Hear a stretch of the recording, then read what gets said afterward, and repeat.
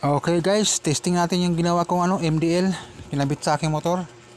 Siya nga pala, binago ko yung pwesto kasi hindi ako komportable. Ayan, nasa bandang gilid siya, mayroon akong nilagay na bracket. DIY bracket din yan.